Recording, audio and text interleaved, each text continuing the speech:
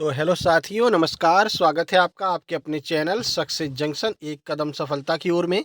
मेरा नाम है अतुल शुक्ला और हम लेकर के आ गए हैं आपके लिए महत्वपूर्ण क्लास है आपकी एमपी टेट वर्ग 3 जो पात्रता परीक्षा 2024 होने वाली है। इसकी दृष्टि से मैथ्स की महत्वपूर्ण क्लास लेकर के आ गए हैं। इस क्लास में आपको विशेष क्या मिलेगा? तो विशेष इसमें ये रहेगा कि आपको बहुत सारे मेथड हम बताएंगे, सवाल भी सॉल्व कराएंगे और साथ साथ में आपको मेथड बताते हुए चलेंगे, जिससे कि आपके जो सवाल हैं वो आसानी से और जल्दी सॉल्व हो सकें। जैसे कि एलिमिनेशन मेथड होता है, ऑप्शन को आप एलिमिनेट कर सकते हैं, रेशियो मेथड हो सकता है, ठीक है? एडिशन मेथड हो सकता है। तो कैसे हम अपने ऑप्शन को एलिमिनेट करके अपना आंसर जल्दी से जल्दी ले आएँ, ये आपको हम इस वीडियो में सिखाने वाले हैं, ठीक है? तो वीडियो को लाइक करके चैनल को सब्सक्राइब कर लीजिए। पीवाईक्यू सीरीज़ हमने शुरू की है, आपकी वर्ग 3 के जितने भी एग्ज़ाम अब तक हुए हैं, लेटेस्ट से लेकर के पुराने तक, उन सभी सवालों को हम आपका सॉल्व करवाने वाले हैं। इससे पहले हम ईवीएस की एक वीडियो बनाकर डाल चुके हैं, बाल विकास यानी सीडीपी की भी वीडियो बनाकर डाल चुके हैं, ठीक है? तो प्लेलिस्ट में आपको एमपी टेट फ्री क्लासेस के नाम से प्लेलिस्ट मिल जाएगी, आप सारी वीडियो देख सकते हैं। और आज हम पीवाईक्यू सीरीज की क्लास नंबर 5 सामान्य गणित मैथ्स के लिए लेकर के आ गए हैं। यही प्रश्न आपके बार बार रिपीट होते हैं, एज इट इज भी रिपीट हो जाते हैं, ठीक है ना? तो आपको बस अच्छे से देखते जाना है सारे सवालों को। चलिए शुरुआत करते हैं। आइए देखते हैं आज का पहला प्रश्न क्या है। वीडियो को लाइक जरूर कर देना मेरे भाई। देखिए, तो आज का पहला प्रश्न ये आपको देखने को मिल रहा है, योग का पता लगाएं, यानी कि आपको इसमें एडिशन करना है, योग करना है।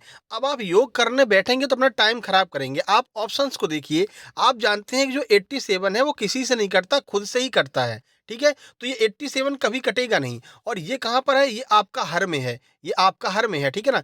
यानी कि जिस भी ऑप्शन के हर में 87 होगा वही आपका आंसर होगा। सवाल सॉल्व करने की जरूरत नहीं है।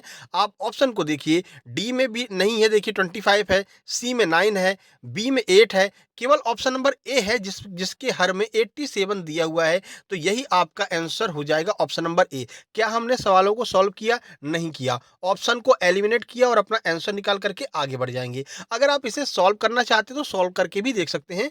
47 प्लस 77 करेंगे तो 124 हो जाएगा। और उसके जो हर होगा उसमें आपका 87 ही रहेगा, क्योंकि 87 किसी से नहीं कटता है, ठीक है? लेकिन हमें इतनी करने की आवश्यकता ही नहीं है। जब हम जानते हैं 87 किसी से नहीं कटेगा और केवल एक ही ऑप्शन दिया है, तो यही हमारा आंसर हो जाएगा। आगे बढ़ते हैं और इसका सही आंसर ए। अगला प्रश्न देख लीजिए। अगला प्रश्न देखिए, एक स्कूल में 360 छात्र हैं, जिनमें 2/3 लड़कियां हैं, शेष लड़के हैं, जिनमें से 3/4 लड़के खिलाड़ी हैं। ऐसे लड़कों की संख्या बतानी है जो खिलाड़ी नहीं है। अब देखिए, इसके दो मेथड हो सकते हैं, दो तरह से आप इन सवालों को सॉल्व कर सकते हैं। दोनों आपको बताएंगे, जो आपको अच्छा लगे आप उससे करना। सबसे पहले शॉर्ट मेथड से चलते हैं। देखिए, 360 लिख लीजिए, ठीक है? अब क्या कह रहा है? 2/3 लड़कियां हैं, लेकिन हमसे जो आंसर पूछा है वो केवल लड़कों के बारे में पूछा है, तो हमें लड़कों की संख्या निकालनी होगी। अगर 2/3 लड़कियां हैं तो लड़के कितने हैं? तो एक में से 2/3 को माइनस कर दीजिए, 3 एकम 3, 3 में से 2 गई 1/3, यानी 1/3 इसके लड़के होंगे, ठीक है? ओके। अब लेकिन इसमें भी क्या बोल रहा है कि उसके भी 3/4 जो लड़के हैं वो खिलाड़ी हैं, यानी कि 3/4 लड़के खिलाड़ी हैं। लेकिन हमें क्या पता करना है? ऐसे लड़कों की संख्या जो खिलाड़ी नहीं है। तो इसको भी एक में से माइनस कर दीजिए, तो 4 एकम 4, 4 में से 3 गई, 1/4 अपना बचेगा, तो मल्टीप्लाई में 1/4 हो जाएगा। बस अब इसी को आप सॉल्व कर लीजिए, आपका आंसर आ जाएगा। ये नीचे नीचे का गुणा करिए, 4 तिहाई 12, 12 से 360 को काटेंगे तो 12 तिहाई 36, 30 बार कटेगा और 30 ही हमारा आंसर हो जाएगा। ऑप्शन नंबर बी आपका बिल्कुल सही आंसर हो जाएगा। एक मेथड ये है जिसमें हमको वही निकालना है जो हमसे पूछा गया है। दूसरा मेथड देख लीजिए, थोड़ा-सा लंबा होगा लेकिन आप कर सकते हैं। देखिए, 360 लिखिए, क्या कह रहा है? 2/3 लड़कियाँ हैं, तो पहले लड़कियों की संख्या निकालिए 2/3। 2/3 लड़कियाँ हैं, देखिए, तो ये जब कटेगा तो 120, यानी कि 240 लड़कियाँ हैं, तो लड़के कितने हैं? लड़के हैं सर 120, ठीक है ना? 240 लड़कियाँ हो गई तो 120 लड़के हो गए। 120 में से भी 3/4 खिलाड़ी हैं, तो खिलाड़ी निकाल लीजिए, 3/4 लीजिए, काट दीजिए, 4 तिहाई 12, 30 तिहाई 90, यानी कि 90 लड़के खिलाड़ी हैं। तो ऐसे लड़कों की संख्या पूछिए जो खिलाड़ी नहीं है। टोटल 120 थे, 90 खिलाड़ी हैं, तो बचे कितने? 30, यानी 30 ऐसे लड़के हैं जो आपके खिलाड़ी नहीं हैं। दोनों मेथड हमने आपको बता दिया। आपको कौन सा मेथड अच्छा लगा कमेंट बॉक्स में कमेंट करके जरूर बताइएगा। चलिए आगे बढ़ते हैं और अगला प्रश्न देखते हैं। इसका सही आंसर ऑप्शन नंबर बी हो जाएगा। देखिए, अगला प्रश्न बहुत ही सिंपल है। 80 का 40% क्या है? और इसमें कुछ भी नहीं करना, अपन दिमाग नहीं लगाएंगे इसमें, क्योंकि इसको हम आसानी से सॉल्व कर सकते हैं बस एक लाइन में। 80 लिखिए, 40% पूछा यानी कि 40/100, ठीक है। परसेंट निकालना होता है, 100 का भाग देते। अब देखिए सीधे 2 जीरो से 2 जीरो आपकी कैंसिल हो जाएंगी। 8 चौक 32, 32 आपका सही आंसर। ऑप्शन नंबर ए जो है वो सही आंसर हो जाएगा, ठीक है। इसमें कुछ करना ही नहीं था, बड़ा सिंपल सा सवाल दिया था। 80 का 40% निकालना था, तो 40/100 किया हमने। 2 जीरो से 2 जीरो कट गई और 32 आपका आंसर हो गया। आगे बढ़ते हैं, सही आंसर है अगला प्रश्न। देखिए 50 छात्रों की संख्या में 40 लड़कियां हैं, यानी 40% लड़कियां हैं। कक्षा में लड़कियों की संख्या और लड़कों की संख्या आपको ज्ञात करना है। इसमें भी हमें क्वेश्चन को सॉल्व नहीं करना है, पूरा क्वेश्चन सॉल्व करेंगे टाइम लगेगा।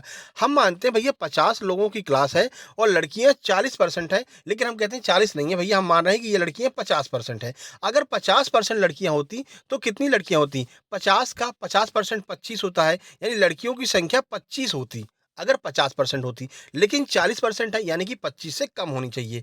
चलिए ऑप्शन की ओर चलते हैं। गर्ल्स की संख्या 30, यानी 25 से ज्यादा, तो ये तो आपका आंसर होगा ही नहीं। दूसरे ऑप्शन को देखते हैं, लड़कियों की संख्या 10। अरे भैया इतना भी कम थोड़ी हो जाएगा कि 10 पे ही पहुंच जाएगा, थोड़ा सा कम है, ठीक है, तो ये भी आपका गलत हो जाएगा।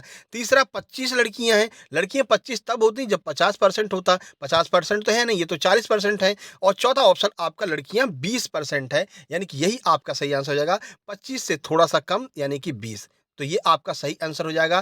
केवल लड़कियों की संख्या ज्ञात करके आप इसका आंसर निकाल सकते हैं। लड़कियां 20, लड़के 30, यही आपका सही आंसर हो जाएगा। अगर आप वैसे निकालना चाहते हैं तो निकाल सकते हैं। देखिए 50 का 40% लड़कियां हैं, ठीक है। 40% लड़कियां हैं, 2 जीरो से 2 जीरो काट दीजिए। 5 चौक 20 लड़कियां अगर हो जाएंगी तो 30 लड़के हो जाएंगे, ठीक है ना। चलिए आगे बढ़ते हैं। वीडियो और मेथड समझ में आ रहा हो तो भाई वीडियो को लाइक जरूर कर दीजिएगा। चलिए अगला प्रश्न देखिए, अगला प्रश्न आपके सामने है। अगले प्रश्न में आपसे पूछा है कि कक्षा 10 की अंतिम परीक्षा में 50 छात्र हैं, ठीक है भैया 50 छात्र हैं। 10 छात्र अनुत्तीर्ण हुए हैं, बताइए कितने उत्तीर्ण हुए हैं। अगर 100 में से 10% अनुत्तीर्ण हो गए तो बचे कितने? 90%, यानी कि 90% जो विद्यार्थी हैं वो आपके उत्तीर्ण हुए हैं। तो 50 का 90% निकालना सीधे सीधे आपसे बस यही पूछ रहा है, तो निकाल दीजिए। 0 से 0 कैंसिल, 0 से 0 कैंसिल, 9 पंचे 45, 45 आपका सही आंसर हो जाएगा, ऑप्शन नंबर बी, ठीक है। चलिए भाई आगे बढ़ लेते हैं, अगला प्रश्न देखते हैं। इसमें हमने आपका मैथ्स पेडागोजी के भी कुछ प्रश्न रखे हैं, 2-3 प्रश्न ही रखे हैं, क्योंकि पेडागोजी की अलग से हम क्लास लेकर के आएंगे, ठीक है। तो अभी आपको 25 प्रश्न देखने को मिलने वाले हैं, जिसमें 3 प्रश्न आपके मैथ पेडागोजी के भी होंगे। तो कमेंट बॉक्स में आप कमेंट करके बताएंगे कि आपके कितने नंबर आए हैं, कितने प्रश्न आपके सही हुए हैं। चलिए 400 में, संख्या 400 में 10% की वृद्धि करने पर नई संख्या क्या होगी?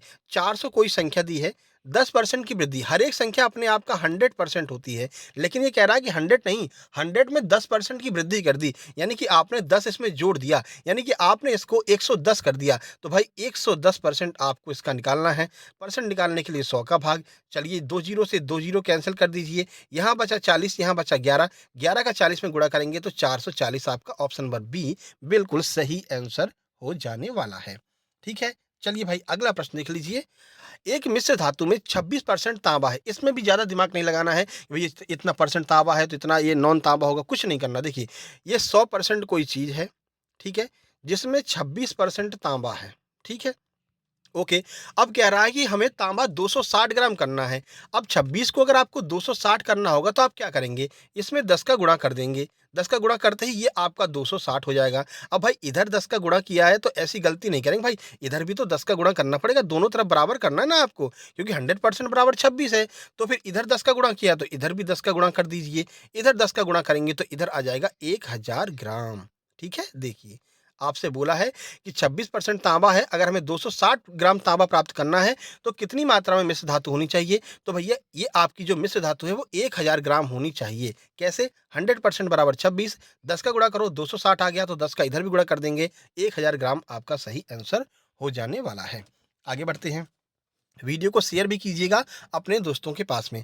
अगला है 250 का 42% और 420 का 25%, तो आपको इसका योग बताना। अब एक साथ में अगर आप सॉल्व करने लगेंगे तो फिर आपको एलसीएम वेलसीएम का रट्टा रहेगा। एलसीएम वेलसीएम लेने की जरूरत नहीं है, इनको अलग अलग सॉल्व करके सीधे सीधे जोड़ दीजिए। देखिए 250 का 42%, 42/100, इसको अलग निकाल लो, ठीक है। काट दो भैया, 25 दहम 250, 25 चौके 100, ठीक है, 2 से काट दो, 2 से ये 21 बार कटेगा, ये 2 बार कटेगा। इसको काटो 5 बार चला जाएगा, यानी 21 गुणा 5 105 आपका पहले वाले का आंसर, यानी कि इसका आंसर आपका 105 आ गया है। इसको अलग रख लो। 420 का आपको 25% निकालना है। 25 का मतलब 1/4 होता है। नहीं याद है तो भाई करके देख लीजिए। वैसे याद रखिए कि 25/100 यानी कि 1/4, 1/4। अब 4 से इसको काट दीजिए, तो 4 एकम 4, भाग टूटे की बिंदी, 4 पंचे 20। इसका भी 105 आ गया, तो दोनों का देखिए, इसका भी 105, इसका भी 105, यानी 105 plus 105 is equal to 210। Option number A आपका बिल्कुल सही आंसर हो जाएगा। अब अगर आप इसमें एलसीएम वगैरह लेकर के करेंगे तो आपको बहुत टाइम लगने वाला है और आपका टाइम खराब हो जाएगा, ठीक है ना। चलिए अगला बढ़ते हैं। देखिए ऑप्शन नंबर ए सही आंसर। अगला प्रश्न, दशमलव को प्रतिशत 10.1 में व्यक्त करें। अब देखिए इसको वैसे भी आप सॉल्व कर सकते हैं सिंपली। देखिए 101 है, इस दशमलव को हटा करके मानिए कि ये कोई संख्या जिसको जो आपका 101 लिखी है, इसको हमें क्या करना है, परसेंटेज में व्यक्त करना है। तो 100 का गुणा करेंगे, तो हमको पता है 100 का इसमें गुणा करेंगे। अब अगर आप एलिमिनेशन मेथड को यूज करते हैं तो देखिए 100% तो इसका होगा ही नहीं, क्योंकि खुद में ही 101 है, तो ऑप्शन नंबर ए गया, ठीक है। 110% नहीं होगा, क्योंकि 101 दिख रहा है, लास्ट में 1 आ रहा है, यहाँ पर लास्ट में 0 आ रहा है, तो ऑप्शन नंबर बी भी आपका चला जाएगा। 101% और 110%, 101% तब होता है जब ये खुद में, लेकिन यहाँ पर क्या पॉइंट लगा हुआ है। अब आप इसे सॉल्व करके देखिए। अब इस पॉइंट को अगर आप हटाएंगे तो नीचे आप क्या करेंगे, 10 लिखेंगे, है ना, क्योंकि पॉइंट के बाद में एक बिंदी है, तो नीचे आप 10 लिखेंगे, एक जीरो बढ़ाएंगे। अब इस एक जीरो से ये एक जीरो कैंसिल हो जाएगा, यानी फाइनली बचेगा 101 में 10 का गुणा कीजिए, तो 1010% आपका ऑप्शन नंबर डी जो है वो बिल्कुल सही आंसर हो जाएगा। तो आपको ऑप्शंस को, जितने ज्यादा ऑप्शन को एलिमिनेट कर सके उतने ज्यादा ऑप्शन को आपको एलिमिनेट कर लेना है, ठीक है ना, हटा देना है। चलिए आगे बढ़ते हैं। जो भी प्रश्न आपको समझ में नहीं आए, आप कमेंट बॉक्स में सिंपली कमेंट कर देंगे, हम उसका आंसर आपको तुरंत दे देंगे। अगला देखिए, कौन सी दी गई संख्या 3 से विभाज्य है लेकिन 9 से नहीं। इसका भी बहुत बेहतरीन मेथड आपको बताने वाले हैं। देखिए, कोई संख्या 3 से विभाज्य है या 9 से विभाज्य है, तो इसका एक रूल है कि ये 3 से मतलब सारी संख्याओं का योग अगर 3 से भाग होता है, पूरा पूरा कट जाता है, तो वो संख्या 3 से कट जाएगी। और अगर वो पूरी संख्या 9 से कट जाती है, यानी कि उन सब का योग जो है, ये सारी संख्याओं को जोड़ने के बाद में जो योग आता है, वो अगर 9 से कट जाती है, तो वो संख्या 9 से कट जाएगी। इसमें कह रहा है 3 से तो कटना चाहिए, लेकिन 9 से ना कटे, ऐसी कोई संख्या बता दीजिए। तो चलिए सबसे पहले ऑप्शन नंबर 1 देख लेते हैं। ऑप्शन नंबर ए में क्या है, हमें देखो 9 से काट करके देखिए, 9 से ये 18 कट जाएगा, हाँ कट जाएगा, पूरा 18 कट गया, ओके। बचा 342, 342 को 9 से काटिए। 9 से देखिए, 9 से काटने क्या है, इनका योग जो है 9 से कटना चाहिए, तो 4 और 3 7, 7 और 2 9, यानी कि ये तो कट जाएगी 9 से, जो योग 9 से कट रहा है, ठीक है। ऑप्शन नंबर बी देखिए, आपका ऑप्शन नंबर बी दिया हुआ है 19,233। अब इनको योग करके देख लीजिए 19,233 का, ठीक है। तो देखो 9 1 10, यहाँ पर अलग से लिख ले, 19233। देखो 3 से तो ये सारी संख्या कट रही है, क्योंकि हमको पता है, कह रहा है भैया 3 से विभाज्य है, यानी कि ये सारी संख्या 3 से विभाज्य है। 3 से चेक करने की आवश्यकता नहीं है, कह रहा है कि 9 से नहीं हो ऐसी संख्या ज्ञात करो। अब देखो 9 से जो आप इसको योग करके देखिए, अगर 9 से कट रही कि नहीं, तो पहली बात 9 का गुणा अगर 9 का भाग 9 में देंगे तो कट ही जाएगा, तो ये 9 हटा दो, कोई दिक्कत नहीं है, ठीक है। अब देखो बच्चा क्या, 3 और 3 6, 6 और 2 8, 8 और 1 9, यानी ये इनका योग 9 आ रहा, तो ये भी आपकी कट जाएगी, ठीक है। ऑप्शन नंबर डी देखते हैं। अब देखो डी को देखो, 9 तिहाई 27, क्या लिखा है, 27,213, ठीक है। 9 से भाग देकर देखो, 9 तिहाई 27, यानी ये 27 तो कट जाएगा, इसको हटा दो। बचा क्या, 213, 213। इनका योग क्या 9 से कट रहा है कि नहीं, देखो 3 और 1 4, 4 और 2 6, 6 आ रहा है। 6 3 से तो कटता है, लेकिन 9 से नहीं कटता है, तो यही आपका आंसर हो जाएगा ऑप्शन नंबर डी, ठीक है। समझ में आया। रूल एक बार फिर से बता देते हैं। कोई संख्या 3 से विभाज्य होगी तो सारी संख्याओं का जो मतलब संख्या दी होगी, उसकी सभी अंकों का योग 3 से विभाज्य होना चाहिए। कोई संख्या 9 से विभाज्य होगी तो सभी अंकों का योग 9 से विभाज्य होना चाहिए, ठीक है। अब ये कह रहा कि 3 से विभाज्य है, यानी कि सारी संख्या 3 से विभाज्य होंगी, तो 3 से चेक करने की आवश्यकता ही नहीं है। कह रहा है 9 से नहीं विभाज्य है, तो 9 से हमने चेक करके देख लिया, ऑप्शन नंबर डी हमारा बिल्कुल सही आंसर आ रहा है। आगे बढ़ते हैं, अगला प्रश्न। ये विभाज्यता वाले 3 से 4 प्रश्न आपको देखने को मिलेंगे। देखिए, वह संख्या चुनें जो एक साथ 3, 5 और 2, यानी कि इन तीनों संख्या से डिवाइड होना चाहिए, 3, 5 और 2 से। अब देखिए 2 से कोई संख्या तब डिवाइड होगी जब मतलब उन संख्या के अंकों के लास्ट में आपको 2 मिलेगा, ठीक है? या फिर अब कह रहा है कि 5 से विभाज्य होनी चाहिए और 5 से तभी विभाज्य होगी जब उन सभी संख्याओं के लास्ट में आपका जो है 5 मिले या फिर 0 मिले। लेकिन हम क्या चेक करेंगे, ये 5 और आपका 2 से कटने वाली हमको तो लगभग सभी लग रही हैं। हमको 3 से चेक कर लेना चाहिए। तो चलिए 3 से चेक करके देखते हैं। 3 का रूल ये कहता है कि सभी अंकों का योग 3 से कटना चाहिए। आइए देखते हैं। 3 से 27 पूरा कट जाएगा, इसको हटा दीजिए। देखिए, अब इसको जोड़ करके देखिए, 5 3 8, 8 2 10, 10 5 15, यानी ऑप्शन नंबर ए आपका जो है, ये आपका 3 से भी कट रहा है, लेकिन ये 2 से नहीं कटेगा। क्यों? क्योंकि लास्ट में 5 है और ये कह रहा है तीनों से कटना चाहिए। तो 3 से और 5 से कट रहा है, 2 से नहीं कटेगा, तो ऑप्शन नंबर ए आपका गलत हो गया। चलिए दूसरा देखिए, ठीक है? दूसरा देखिए, पहला 27 325, दूसरा 37 52 25। 37 52 25 2 से नहीं कटेगा, तो चेक करने की आवश्यकता ही नहीं है। ऑप्शन नंबर सी देखिए, सी में क्या है, लास्ट में 0 दिया यानी 2 से भी कटेगा, लास्ट में 40 है यानी कि 5 से भी कटेगा। बस हमको अब 3 से चेक करके देख लेना है। चलिए देख लेते हैं। 8 और 3 11, 11 और 1 12, 12 2 14, 14 4 18, यानी कि इनके अंकों का योग 18 आ रहा है, जो कि 3 से भी कटता है, 2 से भी कटता है और ये लास्ट में 0 है तो 5 से भी कटेगा। ऑप्शन नंबर सी आपका बिल्कुल सही आंसर हो जाएगा, ठीक है? एलिमिनेशन मेथड से आप इसे बिल्कुल कर सकते थे। 2 ऑप्शन उड़ाए जा सकते थे, जैसे कि ऑप्शन नंबर ए, इसके लास्ट में 5 है यानी 2 से नहीं कटेगा। ऑप्शन नंबर बी, इसके भी लास्ट में 5 है यानी 2 से नहीं कटेगा। तो ये 2 ऑप्शन उड़ा करके बाकी दोनों पर आपको चेक कर लेना था। तो ऑप्शन नंबर सी आपका सही आंसर हो जाएगा। आगे बढ़ते हैं, अगला प्रश्न। अब इसमें देखो, बोल रहा है कि 13 से विभाज्य है, ऐसी संख्या ढूंढिए जो 13 से विभाज्य है। अब हमको ज़्यादा दिमाग नहीं लगाना है, इतना करना है कि अलग-अलग संख्याओं को 13 से डिवाइड करके देख लो, अलग-अलग तोड़ करके देख लो। देखो, 41 13 से नहीं कटेगा, 30 13 से नहीं कटेगा, 5 13 से नहीं कटेगा, ऑप्शन नंबर ए नहीं हो सकता। 68 13 से नहीं कटेगा, 78 तो कट जाएगा लेकिन 68 नहीं कट रहा है, 13 पंचे 65 होता है, 3 बचेगा 31, तो ये भी नहीं कटेगा। ऑप्शन नंबर सी करके देख लीजिए, सी को अलग लिख लो, 65 52 0, क्या ये सभी 13 से कट रहे हैं अलग-अलग? 13 से 65 भी कटता है, 13 पंचे 65, 13 से 54 कटता है, 52 कटता है, 13 चौक 52, और ये 0 का तो कोई मतलब ही नहीं है, यानी कि ऑप्शन नंबर सी आपका सही आंसर हो जाएगा। यही आपका 13 से डिवाइड होगा। अब 13 का रूल लगा करके सब पर चेक करते फिरेंगे तो फिर टाइम लग जाएगा, ठीक है? तो अलग-अलग संख्याओं को तोड़ करके देख लीजिए, 2-2 संख्याओं में डिवाइड करके देख लीजिए, क्या सभी संख्याएँ 13 से कट रही हैं? बिल्कुल कट रही हैं, तो ऑप्शन नंबर सी आपका सही आंसर हो जाने वाला है। वीडियो थोड़ा-सी लंबी होगी, ये पहली वीडियो मैथ की है, इसीलिए आपको ये थोड़ी-सी लंबी वीडियो मिलेगी, क्योंकि इस पर हम कुछ मेथड्स के ऊपर काम कर रहे हैं, आपको सिखा रहे हैं। इसके बाद वाली जो वीडियो आएगी उसमें खुद ही आप अपना तेज़ी से अपना काम करना शुरू कर देंगे मैथ्स के ऊपर। चलिए, निम्न में से कौन-सी संख्या 8 से विभाज्य है? 8 से विभाज्य का नियम क्या कहता है कि लास्ट की जो 3 अंक हैं, वो आपके मतलब लास्ट के जो 3 डिजिट होते हैं, वो आपके 8 से कटने चाहिए। चलिए देख लेते हैं। ऑप्शन नंबर ए की बात करें तो 234, क्या 234 8 से कटेगा? नहीं। 8 दूनी 16, 8 तिये 24, तो ये 8 दूनी 16 करेंगे तो 7 बचेगा, 74 बन जाएगा। 74 8 से कटता नहीं, ऑप्शन नंबर ए खत्म। आगे बढ़ लीजिए। 342, 342 को चेक करिए, 342 क्या 8 से कटता है? नहीं कटेगा, क्योंकि 8 चौक 32, फिर 2 बचेगा, ये 22 हो जाएगा, तो 22 तो 8 से कटता नहीं है, तो ये ऑप्शन नंबर बी भी आपका खत्म हो गया, ठीक है? ऑप्शन नंबर सी चेक करके देखिए। अब सी को अलग लिख लीजिए, 23 45 840, और हमको लास्ट के 3 डिजिट ही चेक करना है, तो 840 ही लिखिए, 840। 840 में देखिए, 8 का भाग 8 पूरा कट जाएगा, 8 का भाग 40 में देंगे, 8 पंचे 40 भी पूरा कट जाएगा, यानी कि ऑप्शन नंबर सी आपका बिल्कुल सही आंसर हो जाएगा, ठीक है? चलिए, ये तो 13 वाला था, ये इसके बाद वाला ये हो गया 800 वाला, ठीक है? तो ऑप्शन नंबर सी आपका सही आंसर है। 840 वैसे भी देखने में लग रहा था, लास्ट की 3 डिजिट आपकी 8 से कटनी चाहिए, पहली 8 से कट गई, 40 भी 8 से कट जाएगी, ऑप्शन नंबर सी आपका आंसर हो जाएगा। ज़्यादा दिमाग लगाने की इसमें आवश्यकता नहीं है। बढ़िया, चिड़ियों की आवाज़ आ रही है, पूरा बंद कर लेते हैं काँच। कार में बैठ कर के क्या करें, कार में बैठ कर के रिकॉर्डिंग कर रहे हैं, है ना? चलिए अगला देखिए। निम्न में से कौन-सी संख्या 18 से विभाज्य है? अब देखो, 18 से विभाज्य के 2 नियम हैं। पहला तो आप यहाँ सीधे 18 से भी काट सकते हैं, लेकिन देखो 18 से विभाज्य के 2 नियम हैं, यानी कि आपकी संख्या 9 से भी कटनी चाहिए और 2 से भी कटनी चाहिए। इनका मल्टीप्लाई करेंगे, क्या 9 दूनी 18 आता है, यानी 9 से कटे, 2 से कटे। ठीक है, चलिए चेक कर लेते हैं। सबसे पहले 2 का चेक करते हैं। देखिए, इस संख्या के लास्ट में 7 है, यानी कि ये आपका डी ऑप्शन नहीं कटेगा, यानी कि डी जो है वो आपका आंसर नहीं होगा, क्योंकि ये 2 से कटेगा ही नहीं।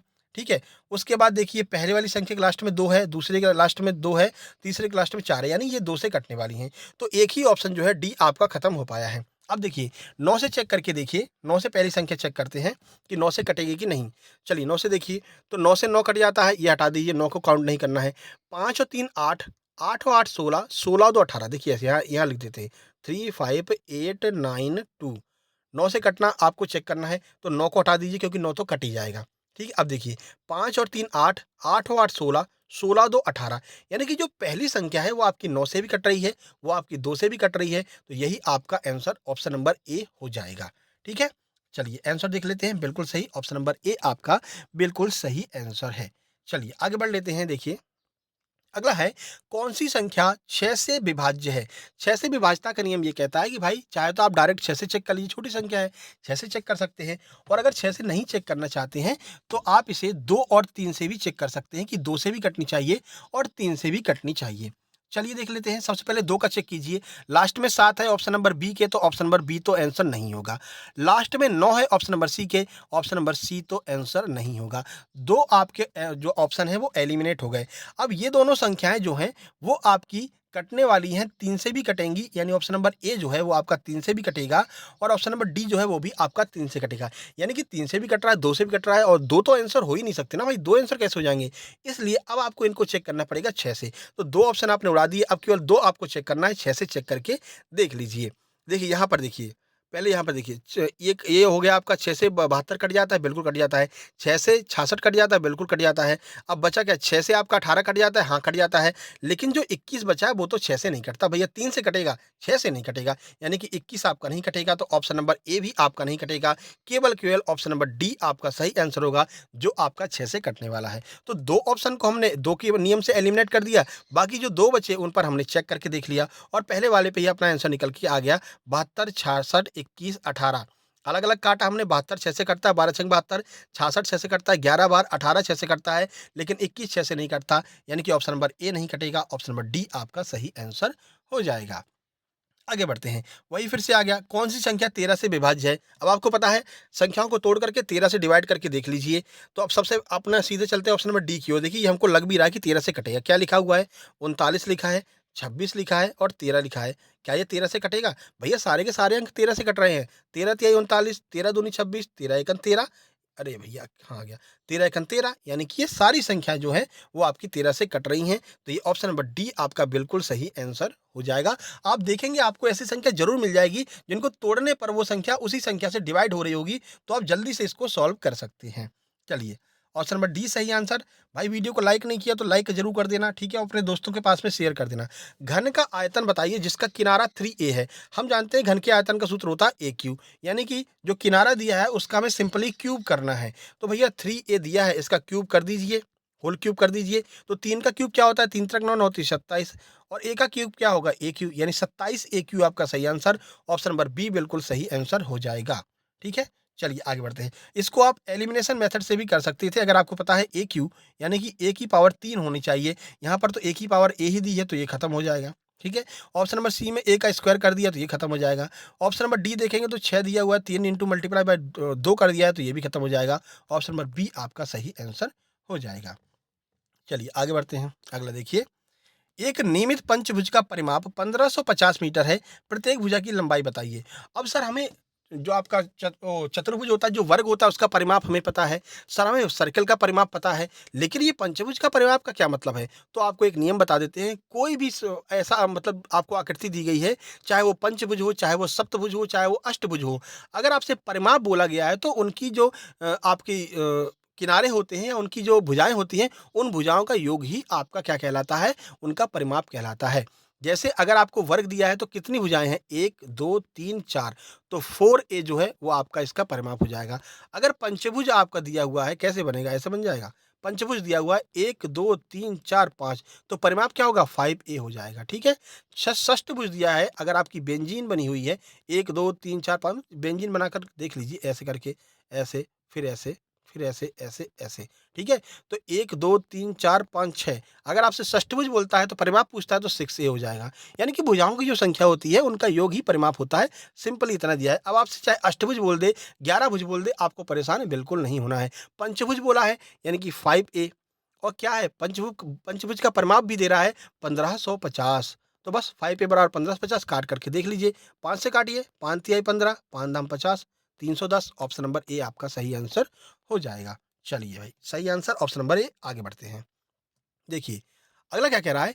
एक शर्ट की असली कीमत $30 है, यानी कि जो कॉस्ट प्राइस है वो $30 है। ठीक है। उसके बाद इसे घटा करके $15 कर दिया गया, यानी कि जो सेलिंग प्राइस है उसे हमने $15 कर दिया। अब आपसे पूछ रहा है कि भाई कितने परसेंट की इसको लॉस हुआ है। तो पहले ये 30 थी, अब 15 हो गई, यानी 30 से घटकर 15 हुई है। तो कितने का डिफरेंस आया, इसका डिफरेंस निकाल लो, 15 आया। सर डिफरेंस को ऊपर लिख देंगे। ठीक है। नीचे जो कॉस्ट प्राइस होती है, ओरिजिनल प्राइस होती है, उस पर काउंट करते हैं। कॉस्ट प्राइस कितनी है, 30, तो नीचे 30 को लिख देंगे। हमें परसेंटेज में निकालना है, मल्टीप्लाई 100 का करना पड़ेगा। किसी भी चीज़ का परसेंट निकालते हैं 100 का मल्टीप्लाई करते हैं।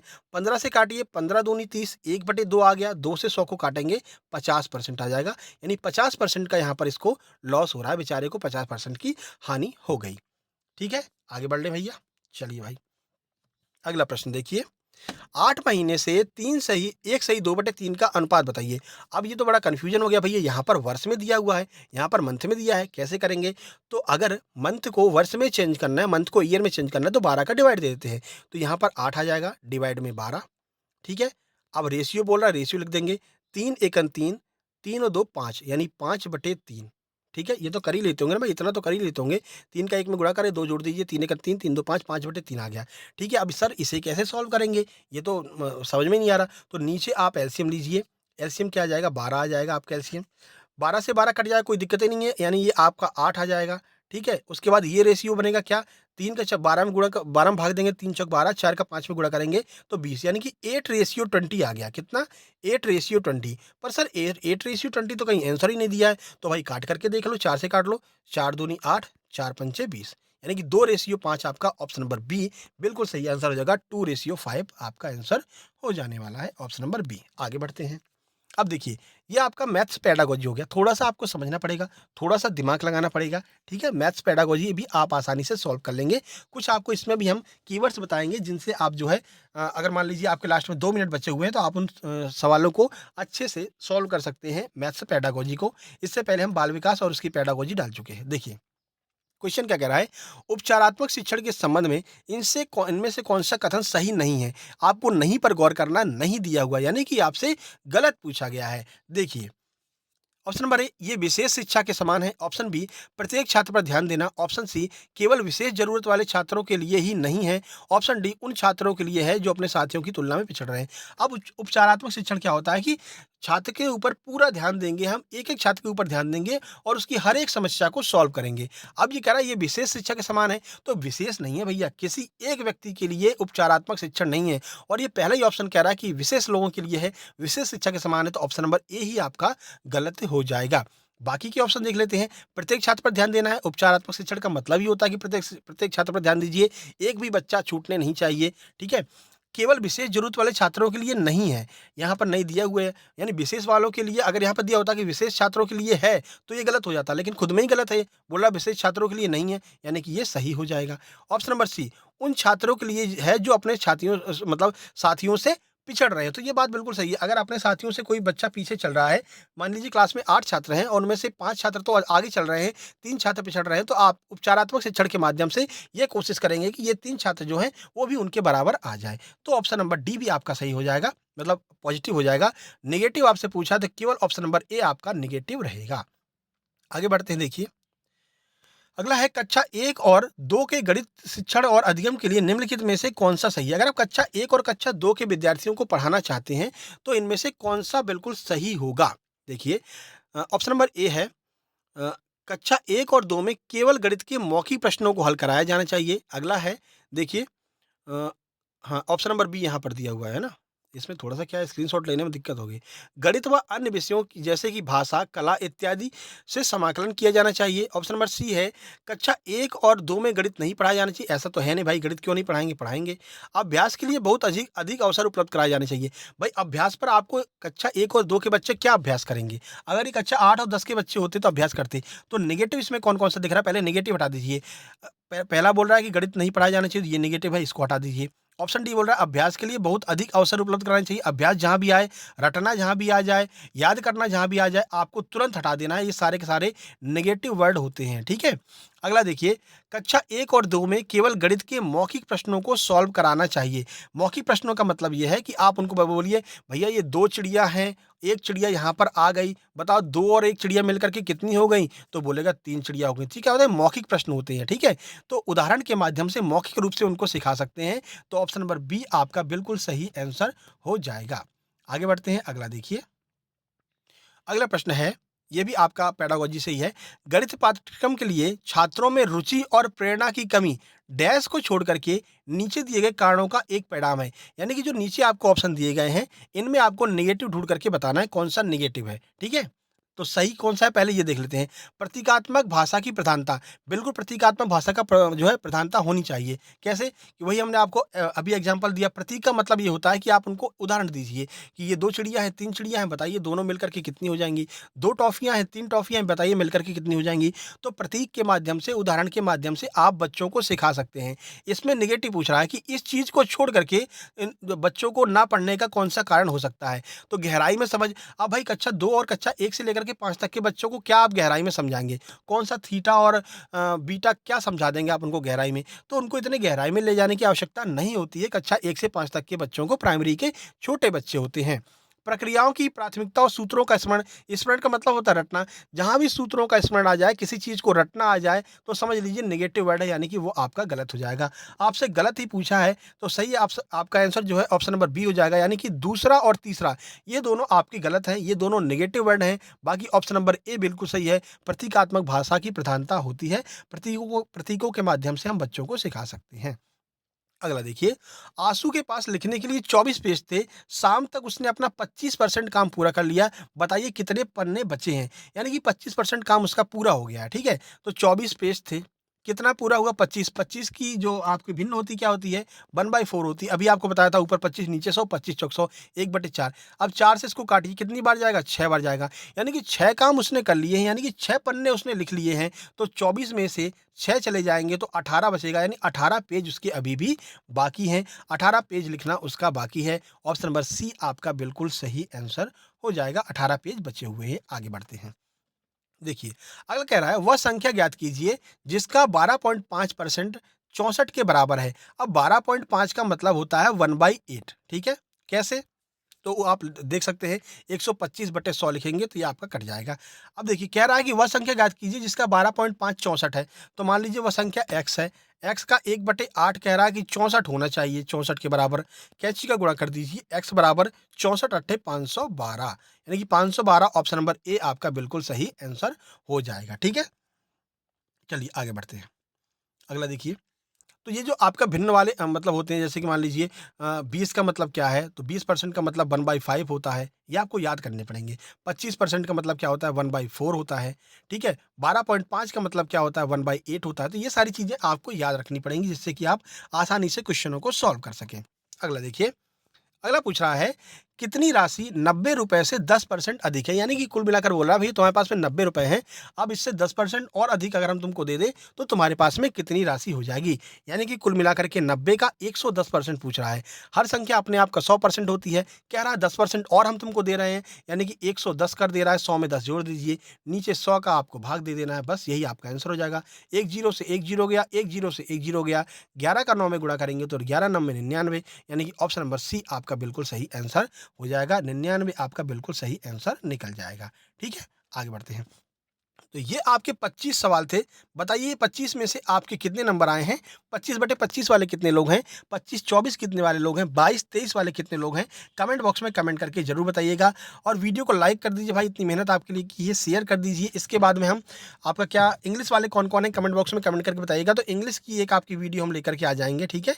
इंग्लिश, उसके बाद में फिर से आपका ईवीएस, फिर बाल विकास, फिर इंग्लिश, फिर मैथ, फिर हिंदी। इस तरह से डेली बेस पर आपकी क्लास लेकर के आते रहेंगे। एक दिन में 2 क्लास आपका पीवाईक्यू सीरीज़ के अंतर्गत कराएँगे। अगर आप ये पीवाईक्यू सीरीज़ ही कर लेते हैं, तो भी आप जो है आराम से क्वालीफ़ाई कर जाएँगे, ठीक है? पीवाईक्यू क्वेश्चन से ही आप आराम से क्वालीफ़ाई कर जाएँगे, 90 नंबर आपके आराम से आ जाएँगे। बस आप इस सीरीज़ को फ़ॉलो करते रहिएगा। हर सब्जेक्ट का हम क्वेश्चन जो है लेकर के आने वाले हैं। 25 क्वेश्चन मैथ के इसलिए लेकर के आए हैं, क्योंकि पेडागोजी के प्रश्नों को ऐड नहीं किया, पेडागोजी को हम अलग से करा देंगे, ठीक है? बाकी के आगे के जो प्रश्न आपकी वीडियो आने वाली है, उसमें 30-30 प्रश्न आएँगे, ठीक है ना? तो भाई वीडियो को लाइक कर दीजिए। ये हमारा व्हाट्सएप नंबर है, कोई दिक्कत आ रही हो तो आप इस पे व्हाट्सएप नंबर पर से अपनी दिक्कत पूछ सकते हैं। साथ ही साथ में इस नंबर को सेव कर लीजिएगा, क्योंकि ये आपके एग्ज़ाम के टाइम पर बहुत काम आने वाला है। 7052547003। ये हमारा टेलीग्राम चैनल है, सक्सेस जंक्शन लाइव लिख लीजिएगा आगे लाइव। अगर आप सक्सेस जंक्शन को जॉइन करेंगे तो यहाँ पर आपको पीडीएफ वगैरह मिलेंगी, और अगर लाइव को जॉइन करेंगे तो लाइव में आप अपना जो है डिस्कशन कर सकते हैं। कोई समस्या है वो आपके लिए ओपन चैट है, यानी वहाँ पर आप जो है अपने क्वेश्चन को पूछ सकते हैं, और बाकी कोई भी अगर समस्या आती है तो अपने प्रश्नों को वहाँ पर डाल सकते हैं, ठीक है? तो दोनों ग्रुप आप जॉइन कर लीजिएगा और चैनल को सब्सक्राइब कर लीजिए, जिससे कि लगातार हर वीडियो आप तक पहुँचती रहे। चलिए फिर मिलते हैं अगली वीडियो में, जो कि आपकी इंग्लिश या फिर ईवीएस की होने वाली है। कमेंट बॉक्स में कमेंट करके बताना कौन सी वीडियो आपको चाहिए। मिलते हैं, तब तक के लिए नमस्कार, धन्यवाद। शेयर ज़रूर कर देना भाई, हैं?